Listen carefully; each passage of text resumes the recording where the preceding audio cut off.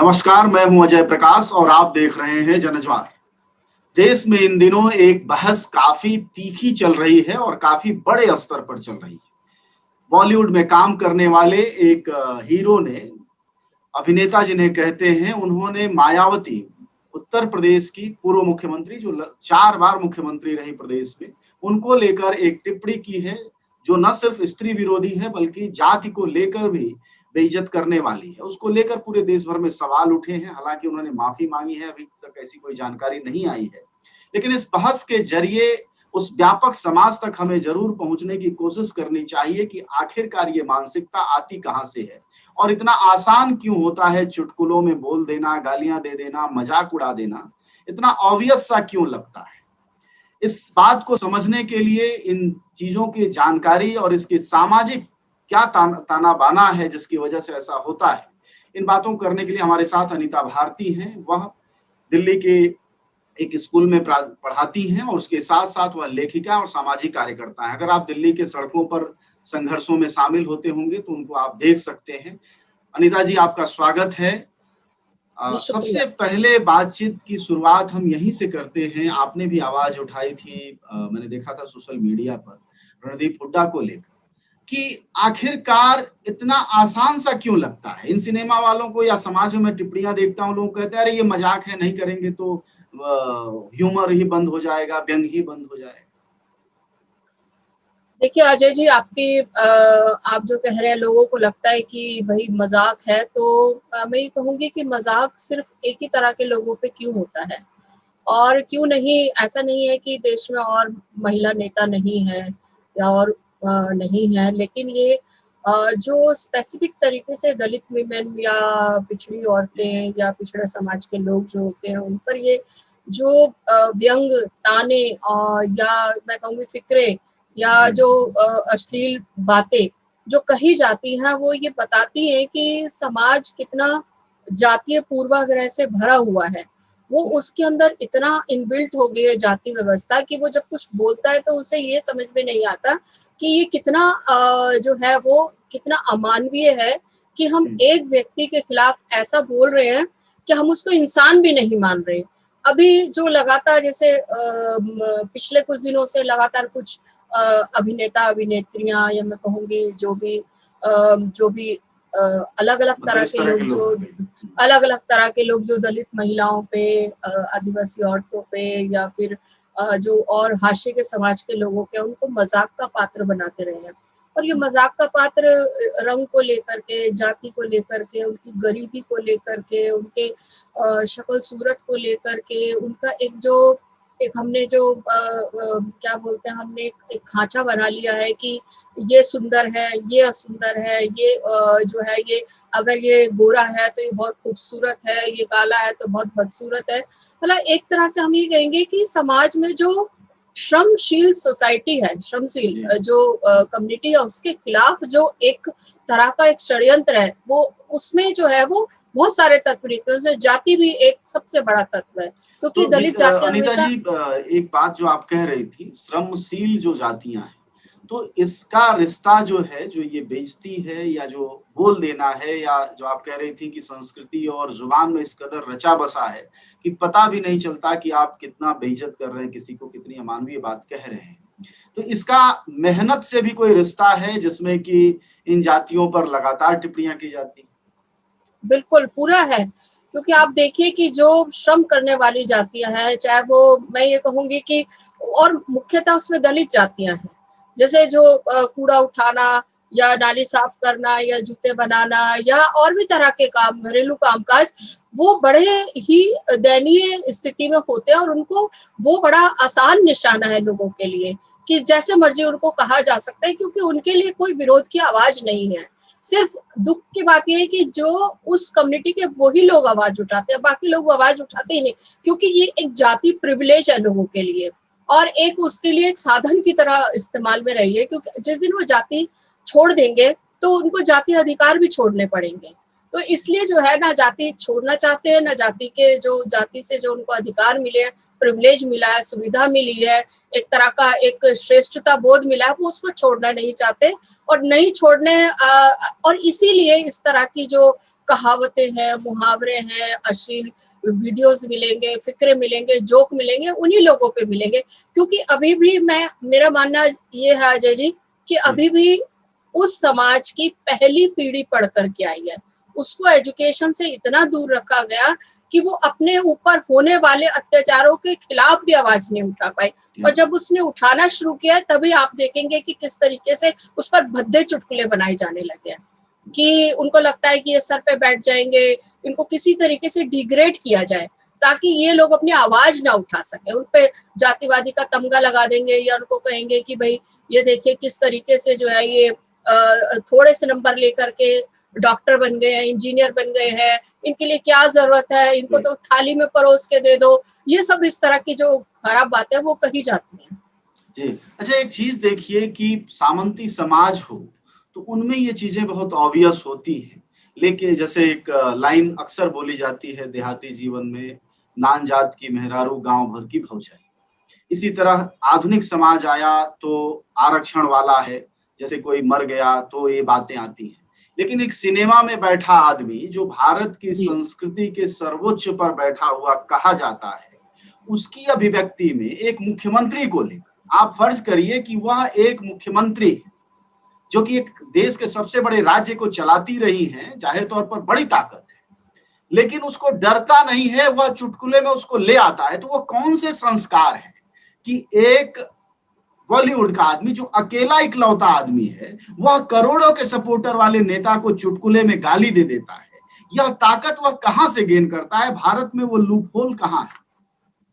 दरअसल ये ताकत अभी की नहीं है कि भाई ये रणदीप हुड्डा ने अभी ताकत पाई है, ये ताकत तो बहुत पुरानी है और ये पीढ़ियों से ताकत चली आ रही है और इस ताकत को तोड़ना बहुत मुश्किल काम है, क्योंकि जब तक इस ताकत को सारे लोग हमला नहीं करेंगे तब तक ये टूटेगी नहीं। जो जातीय श्रेष्ठता बोध की जो ग्रंथि है वो एक समय की पाली नहीं है, वो पीढ़ी दर पीढ़ी पता नहीं कितनी पीढ़ियों से चलती आ रही है। और इसी के कारण इंसान कितना भी पढ़ लिख जाए, चाहे वो डॉक्टर बन जाए, इंजीनियर बन जाए, सुपरस्टार बन जाए, गायक बन जाए, लेकिन उसकी जो ये ग्रंथि है वो नहीं जाती, क्योंकि ये पीढ़ियों से जो पीढ़ी दर पीढ़ी जो परोसी गए। और इसीलिए वो उसको मालूम है कि ये जो मैं अश्लील बातें कर रहा हूँ इससे लोग हंसेंगे, विरोध नहीं करेंगे, क्योंकि ये ग्रंथि कोई एक व्यक्ति में नहीं है, एक समाज में है ये।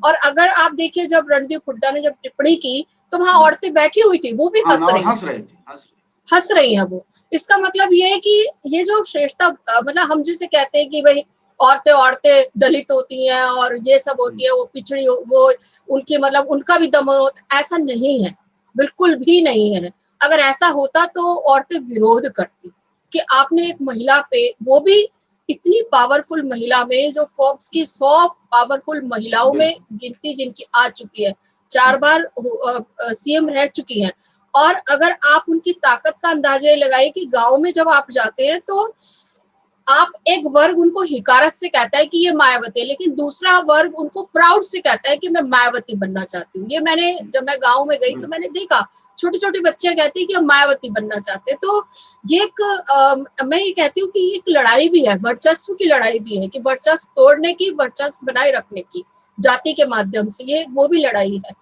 तो इसलिए वो उनको लगता है कि जिस दिन ये लोग, हम इनको किसी तरीके से डिग्रेड करते रहे, इनको उठने ना दें, इनको बिल्कुल बोलने ना दें, और इसी तरीके से हमारा वर्चस्व कायम रहे और इसी तरीके से जाति कायम रहे।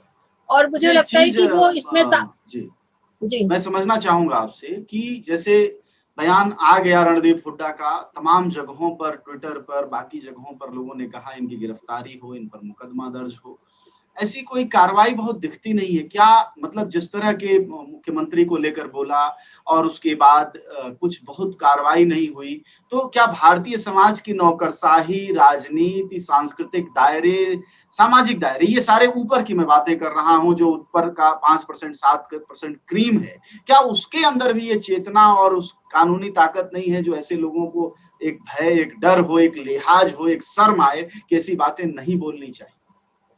देखिए अजय जी, अगर ऐसा होता तो कार्रवाई हो गई होती। अगर इस जाति के प्रताड़ना को एक गंभीरता पूर्वक समझा जाता, संवेदनशीलता से समझा जाता, तो कार्रवाई हो जाती, क्योंकि ये समाज में इस तरीके से हो गया है कि ये तो कोई बात नहीं है, कोई बड़ी बात नहीं है। किसी औरत को ये कह देना कि वो असुंदर है, वो बेकार है, वो देखने में अच्छी नहीं है, या जो भी है, और खासकर दलित समाज की, चाहे वो सीएम ही क्यों ना हो, ये एक बड़ी आम बात है। मतलब लोगों को ये हर्ट भी नहीं करती, परेशान भी नहीं करती।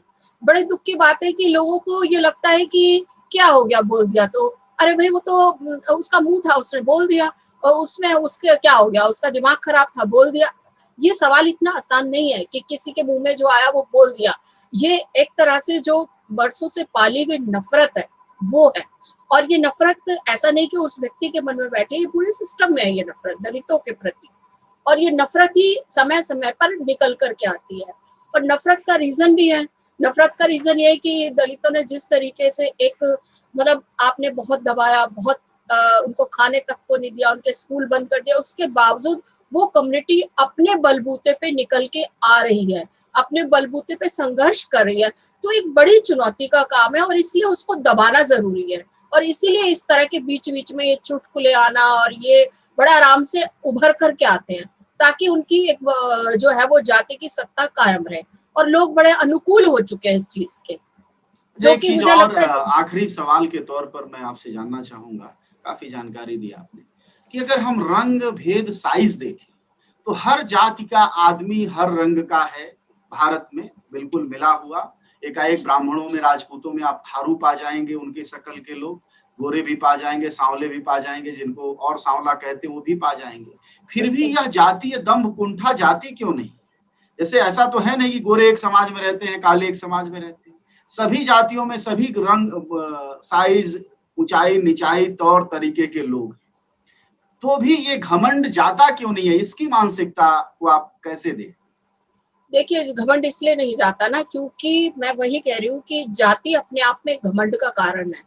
कि जो जाति जिसकी ऊंची है वो चाहे जैसा भी व्यक्ति हो, लेकिन एक घमंड है, एक उसको एक वरदान की तरह मिली हुई है जाति, कि अब अगर आप ऊंची जाति में हैं तो आपको तमाम तरह की सुविधाएं प्राप्त हैं।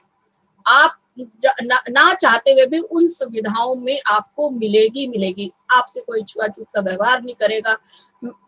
हो सकता है ये हो कि अगर उस समाज का कोई काला व्यक्ति हो तो उसकी थोड़ी वैल्यू कम हो जाए, लेकिन ऐसी वैल्यू कम नहीं होगी जो दलित समाज के किसी व्यक्ति के ऊपर कमेंट करके या अश्लील भद्दे मजाक करके हो जाएगी।